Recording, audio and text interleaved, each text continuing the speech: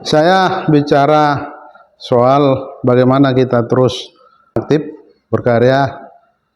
Ketika kita memilih menjadi penulis, tentu kita dilihat dari karya kita, apa yang kita kerjakan, apa yang kita buat.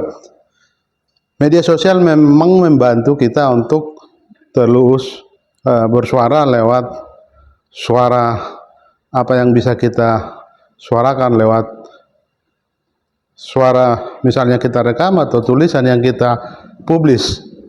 Facebook, TikTok, IG, dan media sosial lain tentu membantu kita untuk tetap aktif bersuara.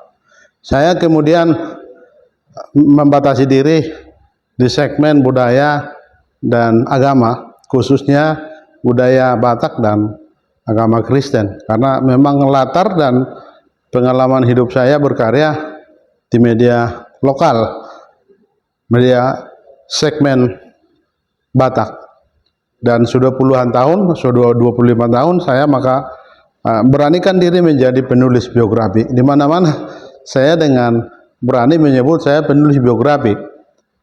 Bukan puluhan lagi, tapi belasan buku yang saya tulis tentang biografi tokoh Batak. Sebutlah Kamarudin Simajuntak, Edwin Pamimpin Situmorang, Parlin Sianipar, ada juga Sang Apostel Batak termasuk no mention. Karena itu sebagai penulis biografi saya harus terus aktif, terus mendengungkan diri agar saya bisa berkarya, bahwa saya aktif menyuarakan apa yang menjadi pilihan saya. Kita bersuara tentu harus kita dasari, kita kritisi, tidak bisa asal bicara. Tentu apa yang kita bicarakan itu paling tidak kita kuasai. Itulah makanya saya terus bergiat, bagaimanapun saya harus menulis satu minimal tulisan di media sosial, di Facebook, dan selalu update video yang saya kerjakan. Ada di Suara Tapian TV di YouTube, lalu ada di Facebook, lalu ada di TikTok, lalu ada di IG, untuk saya bersuara tetap bahwa saya akan mendengungkan apa yang saya kerjakan itu barangkali penting, barangkali itu juga bisa didengar orang lain. Siapa tahu juga dengan cara itu saya makin dibutuhkan, makin diminta untuk menulis biografi.